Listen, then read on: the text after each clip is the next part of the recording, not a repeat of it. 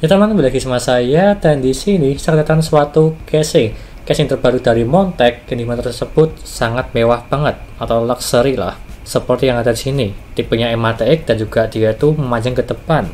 Dan apalagi tampilannya berbeda seperti casing pada umumnya. Ini sangat keren sekali dan juga seperti limited edition lah dari segi desain casing yang ada di sini. Seperti bentuk kayu-kayu, tapi dia tuh menggunakan kulit ya dari segi bahan yang dipakai. Dan juga di sini ada tulisan Montec-nya. Dan di sini, ini adalah Montec Heritage Pro, casing terbaru dari Montec yang dimana tersebut tampilan mewah, tapi harga yang masih terjangkau, tidak sampai di 2 juta, jadi ini masih aman lah. Dan apalagi dari segi kualitas bahannya, kita akan tes apakah ini bagus atau tidak. Seperti biasanya lah, dari segi kualitas udaranya, apakah 1:1 atau tidak, atau best airflow, serta kelebihan dan juga kekurangan di casing yang ada di sini. Intinya seperti itu. Dan di sini untuk casingnya, kalau boxnya tersebut emang agak panjang banget ya, jadi saya kasih belakang aja. Kita lihat dari segi casingnya aja. Untuk speknya saya akan bacakan dari segi buku manual yang ada di sini, Montec Heritage. Dan juga di sini tersebut ada speknya semua, ada yang Heritage dan juga Heritage Pro. Tapi kalau yang ada di sini dia itu Heritage Pro ya. Jadi mari kita bahas saja untuk ini. Dan juga tipenya dia itu ada 2 tipe warna, hitam dan juga putih. Tapi kalau yang hitam pasti lebih elegan lah, yang dimana kalau disandingkan dengan kulit yang ada di sini berwarna coklat dan juga keren. Tapi yang nggak bisa milih, jadi saya akan review aja berwarna putih. Sama aja sih dari segi speknya, cuma beda tampilan aja. Dan kita akan merakit menggunakan yang ada di sini dari proses rakit awal sampai akhir untuk review PC-nya. Tapi itu di video yang berbeda ya. Tapi yang pertama kita akan membahas dari segi casingnya dulu, Montec Heritage Pro. Sebelum saya jelaskan apa spek yang ada di sini serta mereviewnya, jangan lupa klik subscribe di pojokan bawah tuh ya. Tinggal diklik seperti itu. Untuk yang ada di sini, dia tuh dibanderol di harga 1,6 juta, berwarna putih dan juga hitam lah. Rata-rata di harga segitu, 1,6 juta. Ada yang naik sedikit, ada yang di bawahnya juga, tergantung tokonya. Dan kalau menurutku dari segi tampilan yang ada di sini, 1,6 juta masih murah lah, atau masih masuk akal harganya. Kalau misal di atas 2 juta, ya agak beda sih untuk yang itu. Dan kita lihat dari segi desain yang aku suka, ini ya, dia menggunakan kulit yang berwarna coklat seperti kayu. Maka dari itu kita cek aja dari segi spek yang ada di sini dulu. Yang pertama, untuk speknya saya kasih gambar di sini ya. Yang dimana tersebut yang pertama, dia itu tipenya berwarna putih dan juga hitam. Tapi kalau ini berwarna putih dan serta panjangnya, dia itu di 48 cm dari situ ke situ. Tapi kalau lebarnya di 23,5 cm dari sini ke sini, dan juga tingginya di 36,8 cm dari bawah ke atas. Terbilang ini masih kecil dari segi casingnya, meskipun memanjang ke depan. Dan juga dari segi tipe mobilnya cuma support di MATX maupun di ATX, karena di sini cuma ada 5 slot PCI, berarti ya udah cukup lah. Dan agak lebar sih untuk itu, biasanya di 4 slot PCI. Dan serta untuk CPU coolernya up sampai di 170 mm dari sini ke sini. Jadi rata-rata semua CPU cooler yang menggunakan pipa dia itu bisa masuk, jadinya aman. Serta GPU up sampai di 400 mm atau 40 cm lah dari sini ke sini. Jadi triple fan dia itu juga bisa masuk. Tapi nanti kita cobalah menggunakan triple fan, bagaimana tampilannya. Dan juga untuk hard disk cuma support 1 serta SSD support 2. Dan kita cek aja nanti di mana tempatnya. Serta untuk dari segi fan supportnya, di bagian bawah support 3 fan, di bagian samping support dual fan, atas 3 fan, di bagian belakang support 1 fan. Di bagian depan tidak support fan karena di bagian depan tersebut untuk power supply. Ininya seperti itu. Dan juga radiator up sampai di 360 mm. Dan dia tuh di bagian atas saja ya, untuk 360 mm. Dan kita akan merakitnya nanti menggunakan radiator triple fan, apakah bagus atau tidak tampilannya. Dan dust filter di bagian atas dan juga di bagian bawah aja untuk itu. Dan seperti aja untuk spek yang ada di sini. Dan lanjut kita bongkar untuk casingnya. Untuk yang ada di sini, kalau mau melihat di awal, dia tuh masih di dalam box ini ya. Tadi saya tuh mengambil karetnya ini supaya bisa dibawa kemana-mana. Jadi ya udah saya unboxing dulu lah dari segi selempangnya ini. Dan cara membukanya sangat simpel sekali, tinggal diputar aja seperti biasa lah, pakai tangan pun juga bisa, tinggal diputar nanti akan lepas dari segi bautnya. Tapi memang lebih bagus dilepas dulu sih untuk membongkar casing yang ada di sini. Dan ini ya, dia itu seperti kulit ikat pinggang lah, dan juga keras ya ini ya, dan juga bisa mengangkat casing yang ada di sini. Ini pun juga udah bagus. Dan lanjut kita cek dari segi tempered glass di bagian samping. Cara membukanya, dia itu tinggal ditarik aja di belakang. Sebelumnya kita buka dulu bautnya di bagian belakang sini ada 2, ditarik, lalu didorong ke depan. Sesimpel itu sih. dan seperti ini. Wow, berat banget sih ini ya. Aku juga kurang tahu sih apa yang membuatnya berat. Mungkin ya tugasnya ada juga tambahan di bagian ini ya. Dan dia tuh sangat mewah banget dari segi desainnya. Ada logo Montec. Keren sih untuk ini. Aku kasih bawah dulu supaya tidak rame dan juga lebih aman. Dan kita cek di bagian samping yang ada di sini dari segi penampakannya. Tipenya M-ATX, dan juga kalau saya lihat dari segi lubang-lubang di motherboard ini, support motherboard back to the future. Tampilan clean tanpa ada pop-out sama sekali. Tapi tergantung bobonya sih, ada yang support, ada yang tidak. Dan di bagian sini juga ada perkabelan semua lah, dari segi USB 3.0, Type-C juga udah support, bagus, dan juga ada kabel HD audio serta front panel. Ya, kabel flat hitam kecuali audio nggak masalah untuk yang itu. Tapi sebelum itu, kita lihat di bagian depannya dulu. Seperti ini penampakannya. Ada I/O portnya semua, tombol power, reset, audio jack, USB 3.0 ada 2, Type-C seperti kabel tadi. Dan di bagian sini, dia tuh cuma mesh aja. Tidak ada touch filternya sih, tapi nggak masalah untuk yang ini. Dan juga tampilannya itu segitiga semua, sama seperti logonya Montec lah, dari bahan kulit. Keren sih, mewah lah. Dan kembali di bagian samping yang ada di sini, di bagian depan ini ya, dia tuh untuk power supply, kelihatan ya, untuk power supply. Dan di sini juga ada fan-nya, atas fan, di bagian bawah juga fan. Dan nanti di bagian belakang sini, dia tuh ada fan-nya juga, udah free lah. Tapi free-nya juga cuma satu aja sih. Di bagian dalam sini juga ada fan-nya juga ternyata. Kita unboxing dulu di bagian dalam isiannya apa aja. Ini tersebut ini ya, pembungkusnya, benar supaya kelihatan. Dan di bagian dalam sini, ini ada bracket untuk hard disk ataupun SSD kalau nggak salah. Enggak sih, ini untuk power supply ternyata, untuk besinya. Dan juga ada fan berwarna full putih semua tanpa ada LED. Montec ini ya, ada 1, 2, 3, dan tambahin 1, jadi total ada 4 fan free berwarna putih. Keren sih, lumayan banget lah dikasih 4 fan. Dan juga di sini ada kayak logo Montecnya lah, segitiga di sini. Ini fungsinya untuk mengganti di bagian samping tadi ya, seperti yang saya kasih tahu tadi. Di bagian ini, penguncian ikat pinggangnya bisa diganti menggunakan yang ada di sini supaya lebih kelihatan kalau ini brandnya Montec. Seperti itu. Dan lanjut di bagian dalamnya lagi, dia ada kabel juga sih, ini kabel adapter juga untuk fan. Dan di sini ada toolkitnya juga, berbagai baut yang ada di sini udah bagus banget. Wajar sih, di harga 1 jutaan pasti dikasih seperti ini, apalagi brandnya Montec, semuanya bagus-bagus dari segi desainnya, apalagi free-nya sih. Dikasih sini dulu. Dan kita lihat kembali lagi di bagian PCI-nya. PCI yang ada di sini, dia tuh tipenya baut semua. Bautnya seperti memang tebal-tebal sih. Dan PCI-nya bisa dilepas dan juga bisa dipasang. Ini pun juga bagus. Kelebihannya lah. Dan di bagian dalam lagi, di bagian sini, dia tuh ada kabel untuk menyambungkan power supply. Pasti kan bingung lah, power supply kabel powernya di mana? Pakai ini sih, ada adapternya. Jadi tinggal dipasang aja. Dan dia tuh di bagian belakang untuk powernya. Sesimpel itu. Dan di bagian atas kita bongkar dulu, tinggal dibuka aja di bagian ini ya.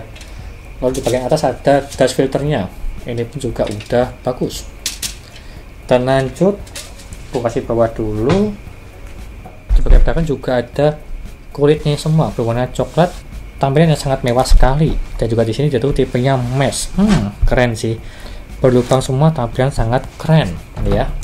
Dan kita buka di bagian belakang, tinggal ditarik aja sama seperti bagian depan ya. Tarik sedikit, lalu didorong ke belakang sedikit seperti ini ya. Sesimpel itu. Ini pun juga berat ya ternyata ya. Aku kasih bawah dulu supaya tidak rame. Dan nanti di bagian belakang sini, wow, di sini ada slot SSD, ada 2, 1, 2. Tapi kalau hard disk aku bingung sih kasih di mana ya. Kalaupun dikasih di bagian sini juga bisa sih, tapi harus dibongkar, kalau nggak mepet banget lah. Ataupun lebih aman menggunakan hard disk yang 2,5 inch untuk yang laptop. Dan juga space di bagian sini perkabelannya, dia tuh up to sampai di 4 cm, 3-4 cm lah. Jadi untuk kabel-kabel power supply bisa dikasih belakang semua dan juga tertata rapi. Tapi lebih baik menggunakan yang tipenya kabel flat dan juga full modular supaya gampang dirapikan. Intinya seperti itu. Ini juga udah bagus ya di bagian belakang semua ini. Dan di bagian bawah, Dia tuh ada dust filter semua 360 mm. Dan di bagian bawah sini dia tuh ada kaki casingnya, tipenya panjang, bukan di 4 sisi tapi di 2 sisi, tapi dia itu panjang banget. Serta di sini dia tuh tipenya ada karet bukan busa untuk meredam getaran dan juga aliran listrik. Dan cakep sih dari segi desainnya, ini udah sempurna kurang lebih seperti itu dari segi spek yang ada di sini. Serta previewnya di bagian semua ini ya udah gue bongkar semua isiannya apa aja. Dan kita lanjut dari segi pemasangannya dulu di PC yang ada di sini. Saya akan kasih video footage-nya lah. Saya tuh merakit PC menggunakan ini, dan lalu di base airflow atau tidak, jika kaca dibuka maupun ditutup, serta kelebihan dan juga kekurangannya. Kalau semisal rakitan PC, nanti di video 2 hari lagi untuk yang itu. Intinya seperti itu. Itu aja, lanjut ke perakitannya dulu. Yuk.